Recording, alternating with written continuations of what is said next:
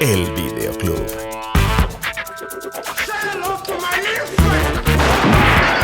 Prepara tus palomitas, acomódate en tu sillón favorito y disfruta la función.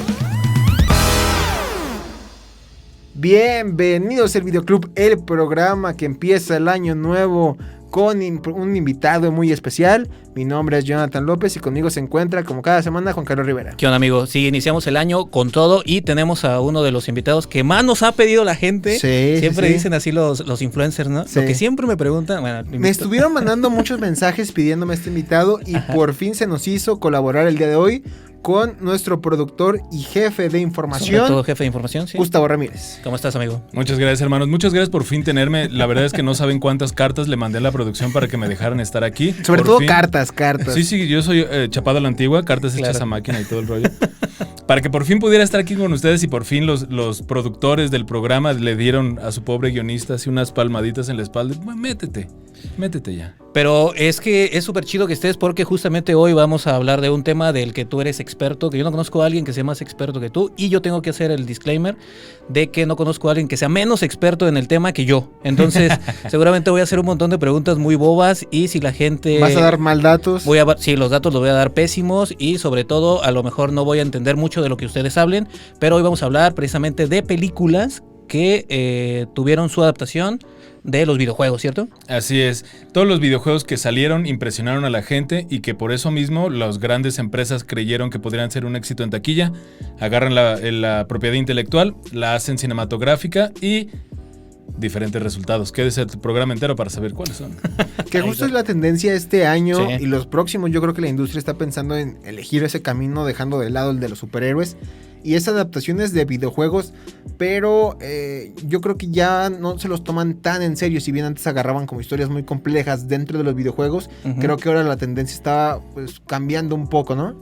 Sí, justamente, ¿no? Creo que sí hemos visto, sobre todo, lo platicábamos en programas anteriores, de repente vimos el boom gigantesco de los superhéroes en el cine, por ejemplo, y creo que de un año para acá ya se está viendo que ahora la tendencia va un poquito más a hacer esta adaptaciones ahora de videojuegos. Lo vimos con la serie de The Last of Us, lo hemos visto con la película más taquillera del año pasado, que fue la de Mario Bros. Entonces creo que en ese sentido el cine está inclinándose un poquito más por ver este tipo de nuevas adaptaciones. Fíjense que como un mero paréntesis a todo esto, fue primero el cine el que se quiso meter en el mundo de los videojuegos, no fue al revés. O sea, no quisieron traer la propiedad intelectual al cine, sino primero se metió DreamWorks a trabajar con empresas de videojuegos, específicamente con EA, y crearon, desde lo que yo me acuerdo desde la memoria, que era Medal of Honor, que era un juego de la Segunda Guerra Mundial, y era DreamWorks como tal, salía en la presentación del videojuego DreamWorks y el niño pescando desde la luna. O sea, el cine intentó meterse todavía desde antes, desde el 90 y tantos, al mundo de los videojuegos para poder ahí hacer, no sé, pues dinero, ¿no? Ahora se quedan en lo que son expertos, que es hacer películas, y ahora toman la propiedad intelectual del videojuego, que se le llama el famoso IP, Intellectual Property, para todas estas personas Sí, yo no que tengo están idea aquí a mi izquierda y a mi derecha. Sí. Juan Carlos estuvo buscando en su diccionario de palabras esa definición y al parecer no la encontró. No la Sí, encontré. IP pensó que era dirección de internet, pero no, es propiedad intelectual. Entonces ahora, por ejemplo, Medal of Honor, que tenía una historia que era un juego de single player, que era de una sola persona, tenía buena historia, era acerca de la Segunda Guerra Mundial, ibas pasando las diferentes batallas que había, tenía una historia lineal, tenía personajes y pues a mí me causó una impresión muy grande. Yo también era muy joven es más, el Medal of Honor me lo traje en los Reyes Magos, así que esperemos que este año se repita algo así. ¿Me oíste? Estamos a unos días, todavía se puede hacer la carta. Así es. Entonces, bueno, fue hace ese tiempo que me di cuenta que el cine ya estaba queriendo incluirse. Yo, a la edad que sabía que DreamWorks hacía cosas de cine, pero no sabía que hacía videojuegos. Órale. Ya teniendo este contexto, desde entonces se intentó hacer esa mezcla de entre los videojuegos y las casas de cinematografía. Ahora las cosas son diferentes, les reitero, las casas son expertas en hacer películas y prefieren tomar la propiedad intelectual. Y a mi gusto, que es tema de que estaremos desarrollando a través del programa, no se ha logrado. Ok. No he tenido yo la misma emoción en ver una película que es sobre videojuegos que jugando el videojuego. a la misma vez que no he tenido la misma sensación de una película que me ha gustado mucho que después la pasan a videojuegos y la juego. O sea, no es lo mismo, ¿no? Como que se pierde algo en la transición. Ok, puede ser el mismo debate del libro a la película, ¿no? Y Del adaptación, manga ¿no? Sí, claro. a la Así es. película, ¿no? Lo estaremos platicando, pero ¿de qué películas vamos a hablar hoy, amigo? Pues vamos a hablar, yo creo que de los que iniciaron todo esto de cierta forma, que fueron películas mainstream, Ujú. por ahí de los 90s, incluso de los 2000. Así que quédese en el programa pues, para que poco a poco se vaya enterando de qué vamos a estar hablando. Antes de irnos a este tema, si bien aún no llegan los Reyes Magos, Todavía no. sí empezó el año con propósitos de año nuevo. Sí. Así es. ¿Alguno de ustedes hizo propósitos este año? Fíjate que yo dejé de hacer propósitos desde hace un tiempo porque la verdad ¿Alguna es vez que sí nunca hiciste? los cumplí. ¿O cuáles eran los más comunes que hacías? Sí, de verdad que sí llegué a hacer sobre todo el viajar, el ser un poquito más estable emocionalmente, ese tipo de cosas, que de repente vas creciendo. y Ahorrar, dices, ¿no? Ahorrar, que es un clásico el ahorrar. Fíjate que no soy tan malo ahorrando, pero ya no me lo pongo como propósito, sino simplemente como estilo de vida. Un hábito. Un hábito, Un exacto. Entonces, propósito específico, fíjate que no tengo yo este año, pero pues sí me gustaría a lo mejor ver crecer más este proyecto que nos Claro. ha traído hasta aquí, que la verdad es que Coincido. le tenemos muchísimo cariño. Entonces, yo creo que ese será mi propósito, amigo, de este año. ¿Ustedes? Yo creo que los propósitos empiezan realmente como en la tercera etapa de la vida, en la segunda etapa de la vida. Uno de joven, ¿qué propósitos puede tener, no? O sea, Ujú. Portarse Cuando los- bien. cuando los empiezas a tomar en serio es cuando de verdad ya te está llevando el tren en la dirección opuesta, ¿no? Así como, ay, mira, prometo ahora sí que este año, ahora sí voy a bajar de peso. De joven uno, ¿qué le importa, no? Ya cuando se empiezan a presentar otro tipo de cosas, pues ahí es precisamente la forma en la que yo tomo los propósitos. Yo dejé de hacer propósitos y empecé a hacer acciones. Oh, mira, bien filósofo salió acá. ¿Para qué esperarme al fin de año si ahorita ya me siento mal? De una vez voy a empezar con esto, ¿no? Faltarán 3 días, 4 días. Tú sí eres de propósito, El ¿no? famoso plan de acción de las empresas aplicado a la vida real, ¿eh? Sinergia. Exactamente. Tú sí eres de propósito. ¿sí? No, yo tampoco no hago ¿No? muchos. ¿Tampoco? Sin embargo, este año, justo ahora que lo mencionas, me hace mucho sentido el propósito. Yo creo que principal es que siga creciendo este proyecto, que llegue Ujú. más gente, que la comunidad siga creciendo. Y el segundo propósito que me di a la tarea de ponerme este año es el aprenderme las calles, colonias y avenidas de mi ciudad, Híjole, sí. porque estoy harto de fingir que no soy de aquí cuando alguien en la calle me pregunta. Porque me ha Cierto. pasado muchas veces, oye joven, ¿cuánto me falta para llegar? Y no sé. Le hablas en inglés. Y la cara de decepción de la persona que me pregunta la dirección es Claro. como de, bueno, gracias. What you mean? Yo no sé. Sí, y este año, al menos las más, o las principales, creo que va a ser el propósito de año. Sí, fíjate que conozco mucha gente. Yo sí tengo la excusa de que yo no soy originario Yo- de León, entonces pues, yo puedo. Ah, pero llevas aquí ya radicando un par de años, 4 ¿no? años, pero pues tampoco es que viaje mucho No, entre pero calles, ¿eh? mira, ahora que tienes ya que moverte Ujú. en tu vehículo, que sé que Google Maps facilita esa tarea, pero sí ya la gente te pregunta y es muy decepcionante que Hablando de eso, ¿cómo le hacían las personas de hace 20 años que no tenían Google Maps? no lo sé. O sea, Es una locura pensarlo. a mí me llegó a pasar de que primas cumplían 15 Ajá. años, nos mandaban las referencias como en un croquis, El y te vas croquis. por aquí en la esquina Ajá. hay una tienda, etcétera.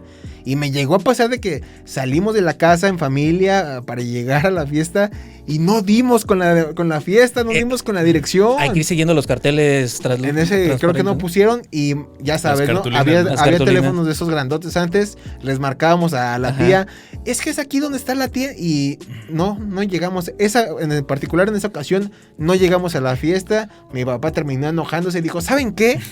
Ya nos vamos a Cero regresar a la fiesta. casa y nos regresamos. ¿Y no fuiste a la fiesta? No fuimos. Fíjate que a mí me pasó algo así con un croquis y la verdad es que se me hizo súper raro. Fuimos a hacer una grabación el año pasado a Yuriria, a una Ajá. comunidad de Yuriria. Nunca habíamos ido y ahí ya no había señal de Google Maps. Entonces terminamos de grabar y terminamos tarde, o sea, tipo 10 de la noche, ponle. Entonces no sabíamos cómo nos íbamos a regresar y el señor de la casa en el que hicimos la grabación nos dibujó un croquis. O sea, tal cual en una hoja nos dijo, va a hacer esto y luego hay una Cuentan 5 desviación. árboles de aquí. te lo juro. Y salimos de ahí, aparte estaba como con neblina y estaba todo súper oscuro, la verdad estaba bien complicado. Afortunadamente, siguiendo el croquis del señor, logramos salir de esa comunidad. Y que ya tenía muy en la mente Sí, claro. las calles el señor, ¿no? Porque imagínate que no se lo hubiera sabido el señor. Sí, imagínate ¿no si yo hubiera sido ese señor, ten por seguro que ese día no salen, ¿eh? Exacto, sí, no lo hubiéramos armado. Hay que hacer una guerra de pandillas municipales, porque tú eres de León, ¿verdad? Yo soy de aquí de la Encina. Tú no eres de León, soy de yo Salamanca. tampoco soy de León. ¿No eres de León? No.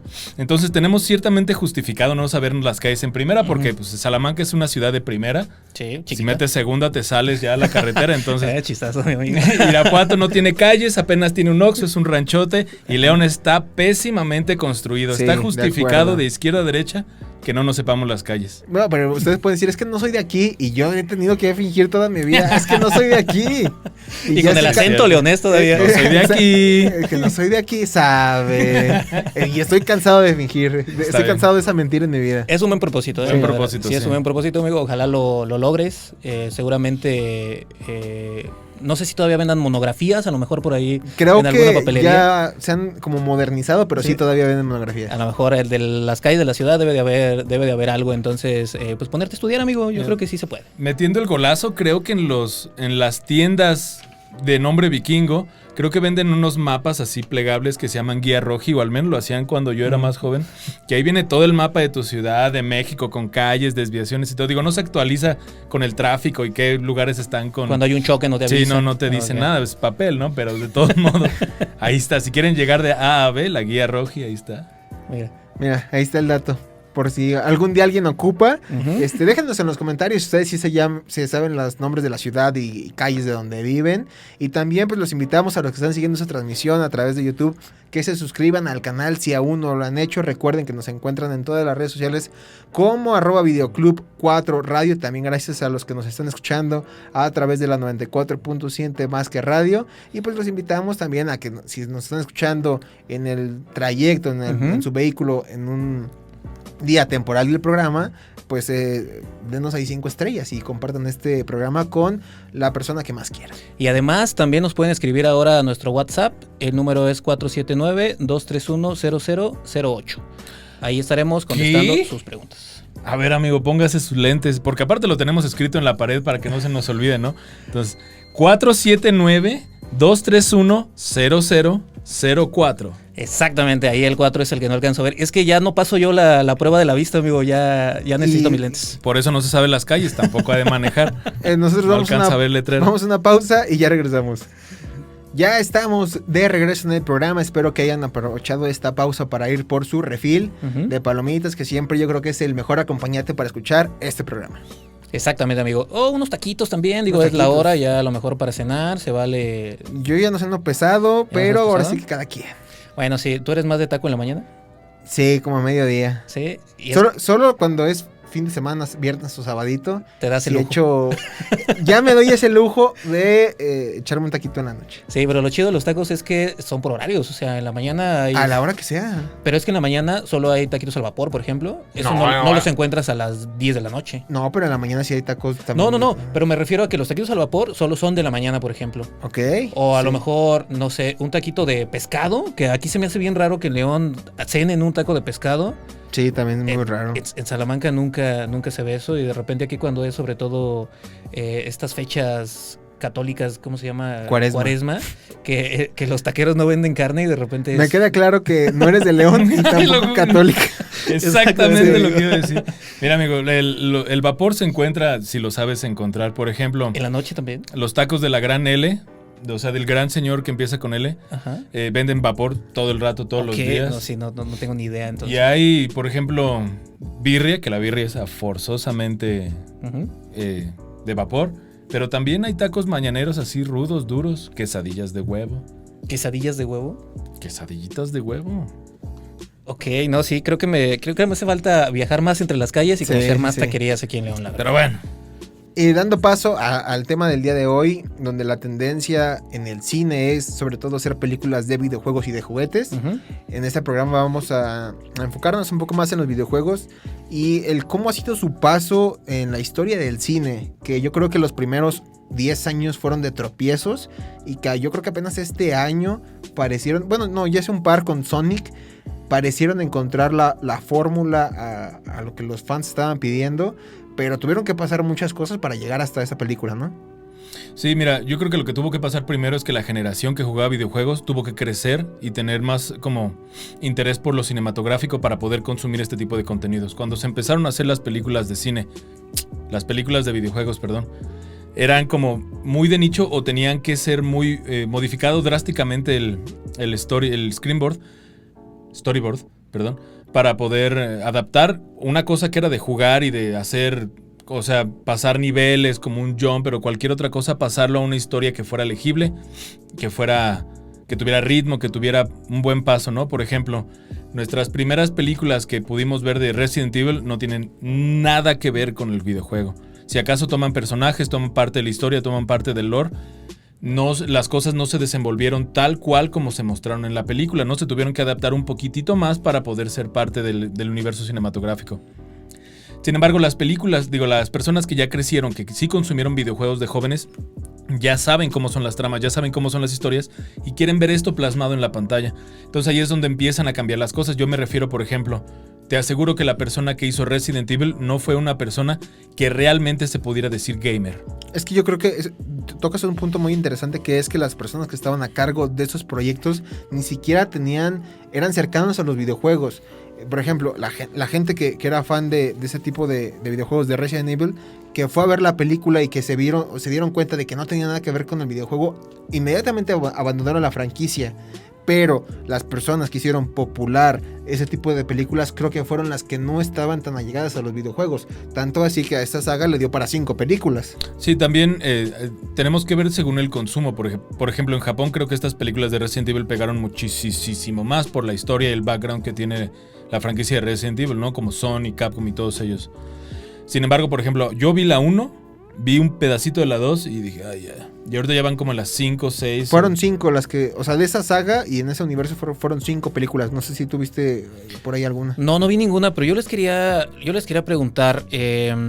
Me llamó la atención que dices que justamente estos, por ejemplo, Resident Evil no tenía nada que ver con el videojuego, solo tomaron ciertos elementos. ¿Eso no es válido en una adaptación? En una adaptación. Pero es una adaptación, no estás haciendo una película. O sea, la propiedad intelectual la estás violentando en pro de hacer una historia más legible para vamos a llamarlo así, para la gente que no juega, ¿no? Claro. Entonces les tienes que dar una historia más como interesante, como ponerle más acción y cosas que pierde realmente el espíritu de lo que es la franquicia de Resident Evil, que es prácticamente una película de miedo, la convirtieron en una película de acción, una película de suspenso, porque pues tú vas caminando en una calle donde no hay más humanos, donde no te le puedes acercar a nadie, donde no hay comida, hay recursos muy limitados, ¿no? Y eso se traspasa a ti como jugador. Sin embargo, en la película lo único que ves son piu, pa, pum, pum, pshi, dando 3 vueltas y caída de héroe, como siempre queriendo salvar el día, ¿no? Entonces se pierde la esencia de lo que era realmente Resident Evil. Claro, pero ¿no crees que, o bueno, yo lo veo desde un punto de vista en el que yo no conozco la franquicia, ¿no crees que se vale también de repente hacer este tipo de productos enfocados en personas que nunca han jugado el videojuego y que no necesariamente los dos productos tienen que ser similares? Porque si yo quiero ver algo de Resident Evil, pues voy y juego los videojuegos, ¿no? A lo mejor si yo sin conocer la historia de Resident Evil veo la película y la película por sí misma es buena, a mí no me va a interesar que no esté basado en los videojuegos, ¿sabes? Pero es que el problema fue que las películas no fueron buenas. Okay. Yo creo que ese fue el principal detalle, al menos con Resident Evil. A mi gusto no fueron películas buenas. No solo no fueron buenas, sino también fueron como estiradas a propósito. Okay. O sea, partieron desde hace mucho tiempo de lo que era parte del canon de la historia. Eso es una cosa. Número 2. Si te gustó la película, te aseguro que si no eres una persona de videojuegos, no lo vas a jugar. Por mucho que te haya gustado la película, ¿no? Sin embargo, las personas que sí lo jugaron, buscaban algo de eso en la película. Y es como, ¿a quién vamos a darle gusto? ¿A nuestro público principal, que es el que jugó? ¿O a nuestro público secundario que queremos atraer a la franquicia? Que sin embargo, hablando precisamente de Resident Evil, a mí se me hizo una falla total. O sea, ni uno ni al otro. Por ejemplo, como te voy a decir, ahorita voy a poner un ejemplo, un paréntesis muy grande. Henry Cavill. ¿Sabes quién es Henry Cavill? Por supuesto. Henry Cavill es un gamer de hueso colorado. No sé sí, si claro. sabías eso. Sí. Durísimo. Tanto que hizo la serie de Witcher, la hizo y salió de pleito con los productores porque él quería mantener firmemente el canon de la historia, cómo iban a ser las cosas, cómo hablaba el personaje, qué es lo que podría y no podría haber dicho. Y cuando empezaron a hacer variaciones a los personajes, a la historia, perdón. Es que me pongo muy enojado cuando hablo de esto. Sí, se ve. ¿Se acuerda ve que ya Henry Cavill Dejó la franquicia. Pero ahí es a lo que voy, ¿no? O sea, empezó a tener pleitos con la productora, se separa por este tipo de detalles que él quiere mantener 100% la fidelidad de la historia y dice, yo voy a hacer algo de videojuegos, o sea, voy a hacer una serie de videojuegos que sea totalmente fiel. Y agarra la franquicia de Warhammer, bueno, el de 40K, y absolutamente todo, o sea, fue a visitar el estudio, él como gamer, como un verdadero gamer, quiere darle la fidelidad a la historia que se merece. Y no partir otra vez como lo empezaron a hacer otra vez en The Witcher, que por cumplir ciertos gustos de la modernidad o ciertos patrones sociales están empezando a modificar las historias para darle gusto a la gente, que de todo modo la gente a la que le quieren dar gusto no le interesa esta historia. Porque están en el videojuego, ¿no? Sí, Y que más bien aquí, por ejemplo, no sé, en este caso Netflix, lo que les está pidiendo a los productores es que, ¿sabes qué? Los números no me están dando. Lo que yo te estoy pidiendo, o sea, lo que te estoy dando de dinero, pues bueno, tienes que entregar tú en números y no estás cumpliendo tú con esa parte. Claro, yo pienso desde un punto de vista artístico que se puede hacer. No, o sea, yo no veo la necesidad de hacer algo que ya tenemos en videojuego en otro formato completamente distinto que es una película. Pasaba, lo decíamos hace rato, pasaba en las novelas, ¿no? Que eran adaptadas, que mucha gente decía, no, pues es que es mejor el libro siempre, ¿no? O sea, esa es la conversación siempre. Y acá ahora creo que la conversación va a ser, es que es mejor el videojuego que la película, ¿no? En ese sentido creo que es bastante válido que un director de cine diga, bueno, esto es la masa con la que cuento, de aquí yo voy a empezar a moldear. Me parece que también se podría valer de ahí, aunque entiendo que no es lo que le termina de gustar a la gente que conoció la franquicia muchísimo antes de hacer la película. Pero como yo lo veo que son dos formas de artísticas completamente distintas, me parece que cada una podría vivir en su propio universo sin ningún problema. Sí, o sea, estoy de acuerdo, pero tu principal público que ya conoce la propiedad intelectual, pues son los gamers, ¿no? Por ejemplo, Assassin's Creed. Si tú escuchas el nombre de la franquicia de Assassin's Creed y ves en el póster a Michael Fassbender, ok, tú que no conoces de videojuegos, pues te va a llamar la atención la película porque pues es un actor muy reconocido, sí. Pero el principal público que va a empezar a recomendar tu película si es buena, pues son los gamers. Si ese primer filtro no lo pasan y esta gente empieza a decir que no es una buena película, pues evidentemente el público subsecuente ya no va a llegar a ella porque la gente está diciendo o las primeras calificaciones que salieron a la luz pues fueron malas, ¿no? Ahí tengo un ejemplo también contundente, Sonic empezó como un videojuego desde muchísimo tiempo antes, ¿no? Adaptan esta película y lo que hacen es darle una cara más familiar o más aceptable por un público generalizado a Sonic. ¿Qué es lo que pasó? Los gamers dijeron, oye, esto no es lo que es Sonic, ¿no? O sea, ya sabemos que el cine da patadas por izquierda y derecha, pero ahorita sí te estás excediendo en esto, ¿no? Danos al personaje como es, porque tienes que hacer. Y ahí es donde empieza un hartazgo generalizado. También cuando salió Detective Pikachu, hicieron a Pikachu como era Pikachu. Si hubieran puesto un perro con rayas amarillas, te aseguro que el 90% del público hubiera enfurecido, ¿no? Y ahí es donde viene también la fidelidad de la historia. Son dos esquemas artísticos, dos lienzos diferentes, pero no podemos hacer una comparación de que uno es bueno o otro es mejor que el otro, simplemente porque viven en diferentes universos. Te digo, están desgraciando la franquicia al grado en el que ya me voy a empezar a meter en un sentido personal. Con Juego de Tronos, amigo, ¿por qué tenían que salirse de lo que era la misma guía del libro y a qué es lo que acabaron haciendo? Algo apurado, algo tirado. Y es lo mismo que se está presentando en el cine. Tienes ahí la propiedad intelectual escrita, descrita. Tienes gente que ha trabajado en la historia durante años y meses y dices, ¿sabes qué? Lo voy a pasar. Para hacerlo película lo voy a pasar primero por estos filtros. ¿Tiene diversidad de género? Sí.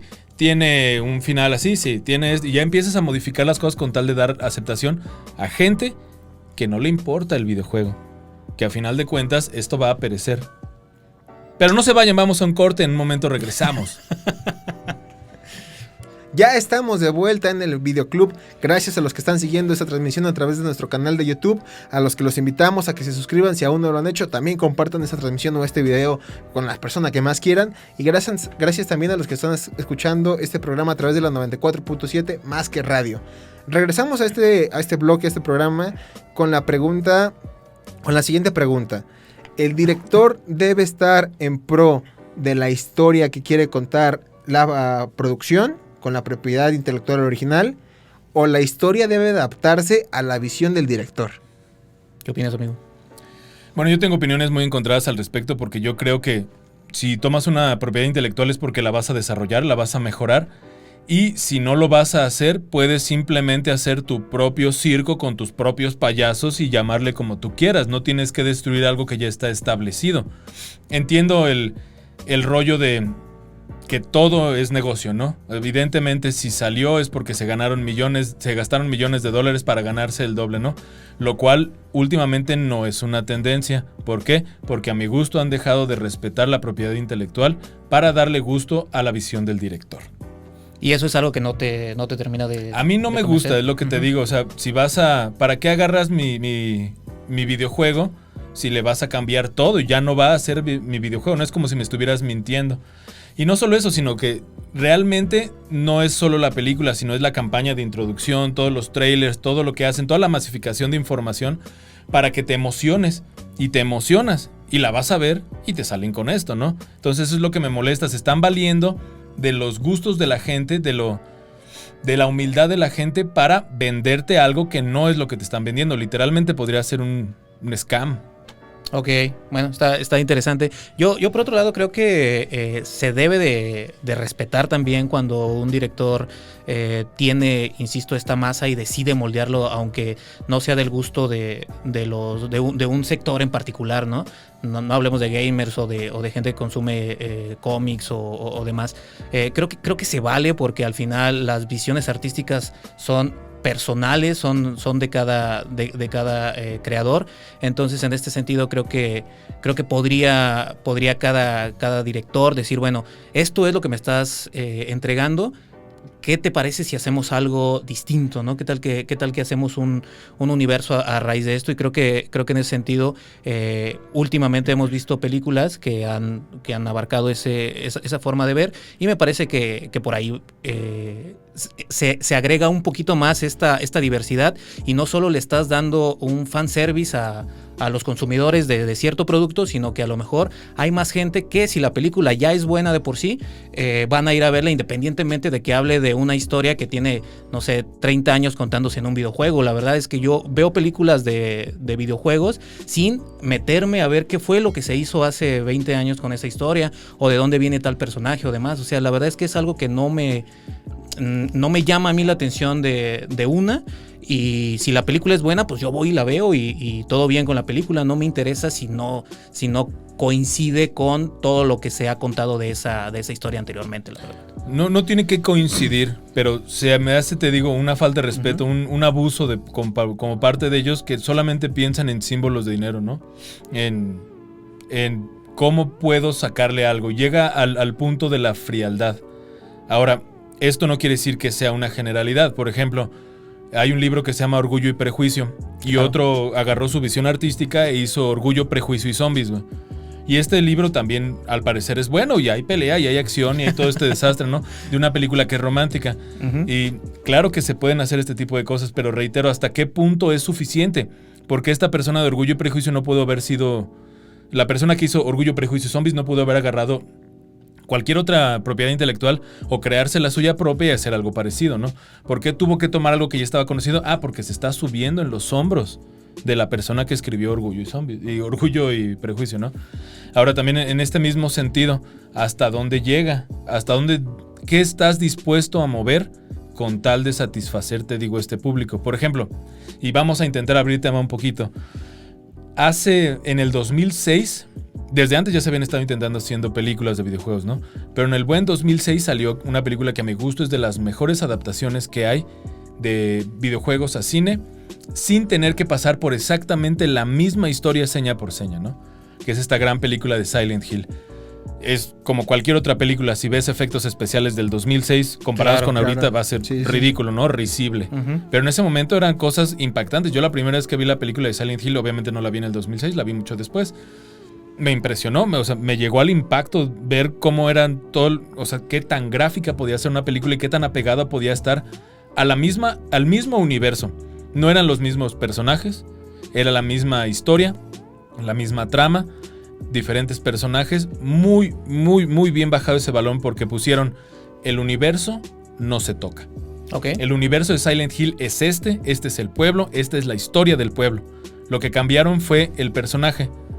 Y lo que dictó cómo se llevó el ritmo de la película fue la fidelidad del personaje al adaptarse al universo de Silent Hill. En el juego eres un hombre que va a buscar a su hija, a su esposa, perdón, en el Silent Hill 2 también vas a buscar a tu esposa. Y llegas al pueblo y pues es un pueblo con monstruos y hay forma en la que tienes que sobrevivir y pasar ciertos acertijos, ¿no? Ahora, si metes en ese mismo universo a una mamá y a su hija, ¿cómo podrían responder? ¿Cómo respondería el universo a ellas? Ok. Y eso se respeta de una manera genial. Se respeta de una manera derecha, legible, legítima. Obviamente cambian ciertas cosas, pero el universo y las consecuencias de este universo se respetan.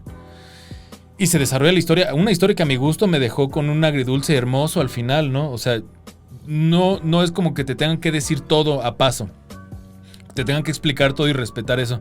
Te pueden contar una historia, la pueden adaptar, pero lo tienen que respetar el universo, como el canon, pues todo es la generalidad. Y, por ejemplo, regresando al Witcher, en The Witcher empezaron a violentar el universo. Empezaron a cambiar la forma en la que los personajes reaccionaban. Empezaron a cambiar algún tipo de fórmulas para poder adaptarse mejor a algo que a mi gusto es insostenible porque viola el mismo universo. Regresando otra vez a otra serie, que como ven me causa mucho conflicto, que es Tronos. En Tronos, durante los primeros 5 temporadas empezaron a respetar el universo y las consecuencias que tenían sus acciones eran respetadas al 100%. De las 6, 7 y 8 empezaron a mover este universo como para darle chance a los personajes principales y poder llevar la historia por alguna, pero ya no era fiel. Perdimos la fidelidad del universo y eso es mi conflicto con las películas de videojuegos. Específicamente también hablando de Resident Evil, qué feo. Ese universo no es así, la gente de ese universo no responde así. No hay forma en la que ese universo pueda ser tratado ese personaje puede ser tratado de esa manera en ese universo, ¿entiendes? Y ahora, pues regresando un poco a Silent Hill, esa es la forma en la que yo tengo como un ejemplo perfecto y primordial de cómo debe ser respetada la propiedad intelectual del videojuego sin violentar su universo. Ok, yo vi Silent Hill a recomendación tuya y la verdad es que no es una película que yo haya disfrutado por sí sola. Entiendo que a lo mejor tiene estas similitudes y tiene este universo que funciona de la misma manera en el videojuego, pero yo como espectador promedio, güey, que nunca he jugado estos videojuegos, la verdad es que veo la película y me puede gustar o no, independientemente de qué tan fiel sea la historia original, ¿sabes? Estoy de acuerdo. Y esta película a mí termina como de... como que hay ciertas cosas que no termino yo de comprar, pero que entiendo que si tienes todo el contexto puede ser que potencialice la experiencia, ¿no? En mi caso la experiencia no fue la mejor viendo esta película, aparte la acabo de ver, o sea, es una película de hace más de 15 años y yo la acabo de ver, entonces pues sí, como que no tuve ese clic, ¿no? Entonces no sé qué tanto... estamos hablando de respetar y de qué tan válido es que se hagan estas modificaciones, pero también qué tan válido es ver una película y que nos guste o que palomearla o decir que es una buena película, cuando a lo mejor no es una buena película, pero respeta perfectamente todo lo que tiene que ver con el canon de la historia. Es que yo creo que esa película pone los cimientos y la fórmula para que en un futuro las películas adaptadas de videojuegos a películas sean exitosas. Y un punto que tocabas muy interesante es que, ok, vamos a respetar el universo de Silent Hill. Ahora sí, el director, ya teniendo esta primer regla muy planteada, que yo puedo intervenir para que el espectador conecte más con la película o la película con la audiencia. Ok, no va a ser un hombre, va a ser una mamá, porque va a ser más fácil para el público conectar con una mamá que está desesperada por buscar a su hija. Ahora, en este inter, si bien ahí ya tiene cautivo a la audiencia que no es parte del videojuego, teniendo ya las reglas muy bien planteadas, ahora a la audiencia de los videojuegos le va a dar las referencias para que no sienta que se olvidaron de ellos.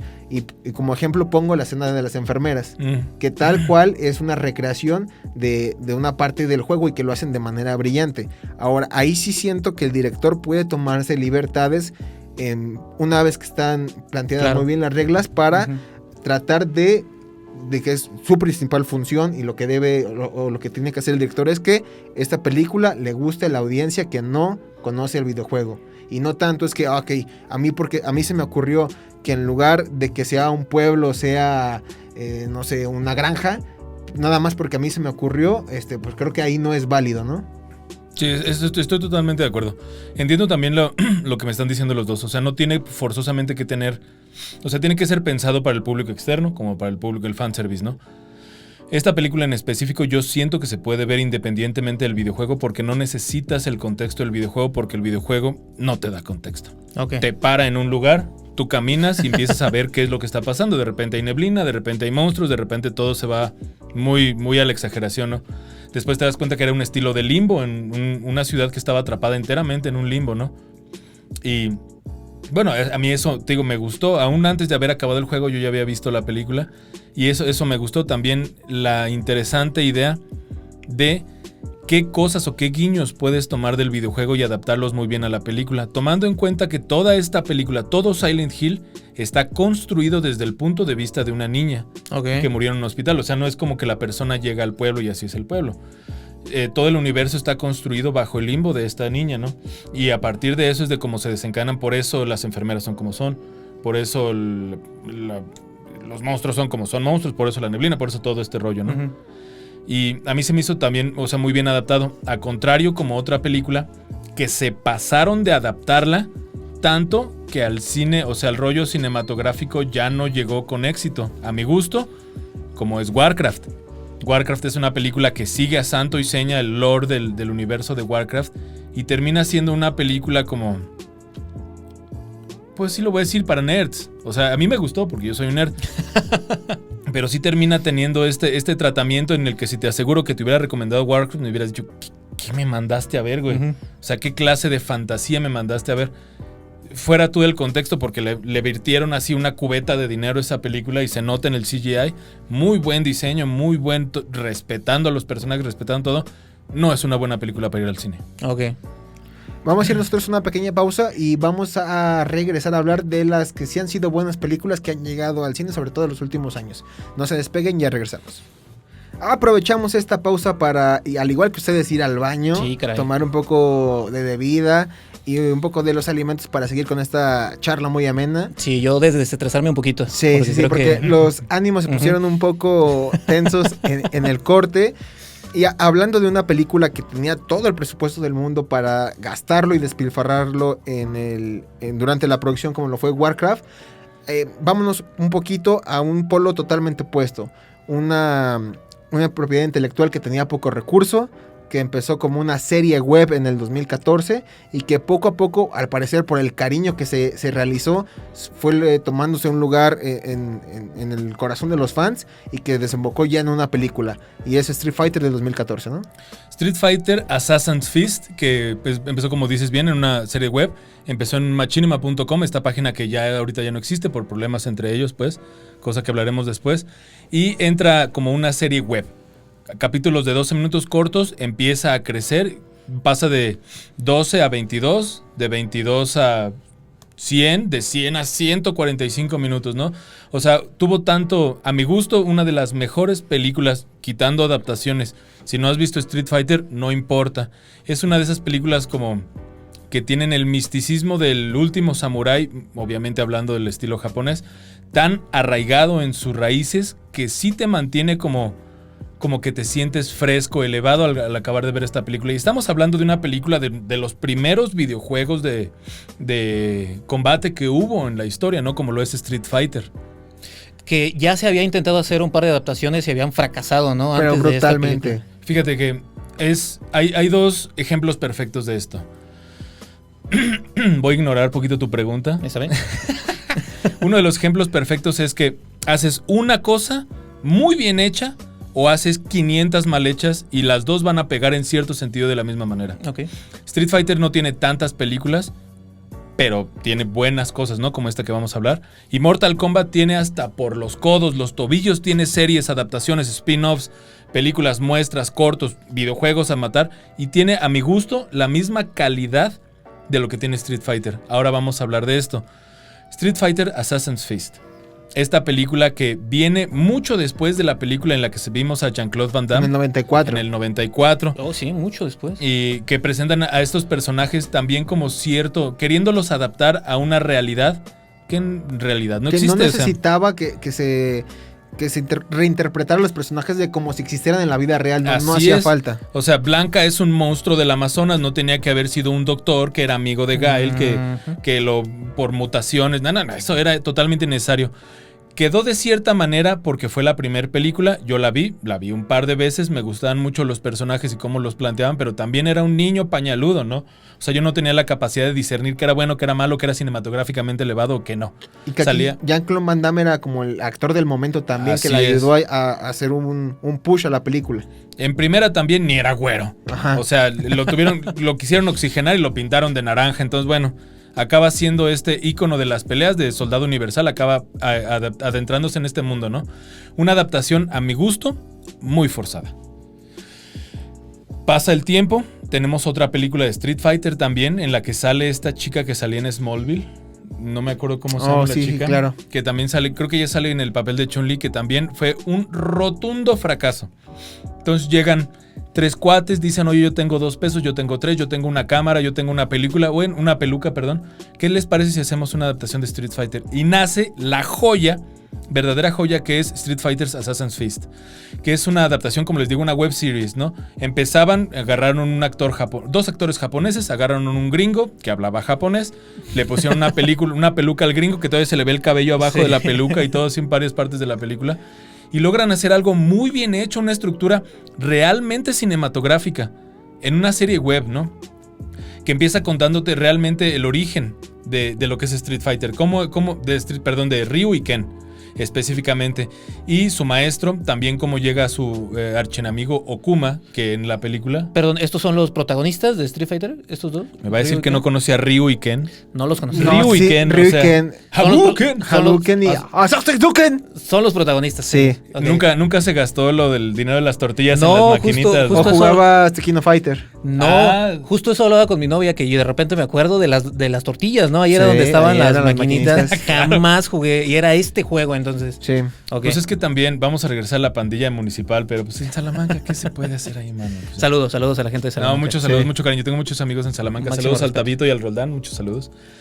Y Perdón. bueno, entonces no es necesario vertirle una cubeta de dinero cuando realmente tienes un norte y una orientación de lo bien que está estructurada la historia antes de que tú le vayas a meter mano, ¿no?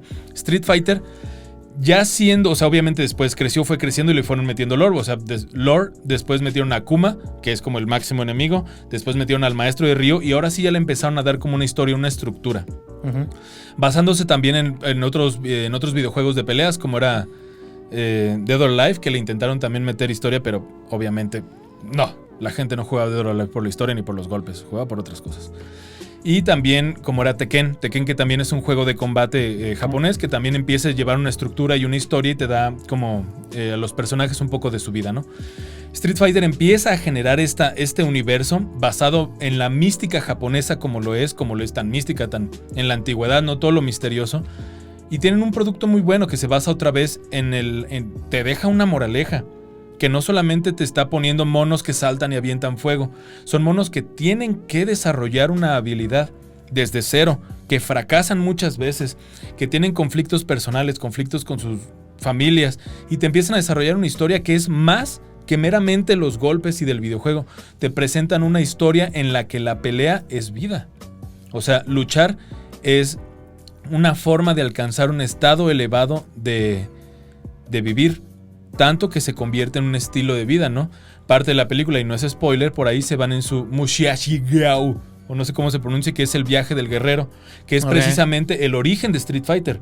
O sea, estos cuates desde niños estaban en un dojo con un señor que venía de la guerra, que les empezó a enseñar un místico arte que era el arte de la guerra.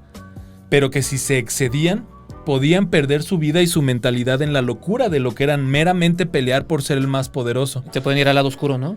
Precisamente. Ajá. Entonces este cuate desarrolla un nuevo sistema, que no lo voy a decir en japonés por no hacerle carnicería a ese pobre nombre, pero es Mushishiao o algo. Enojado. Muy enojado, algo así. Que es cómo pelear sin buscar el odio dentro de tu corazón, sino otra forma de sacar este poder de tus entrañas, ¿no? Y ahí es la forma en la que te lo presentan desde el origen, desde que van aprendiendo hasta que se convierten en Street Fighter.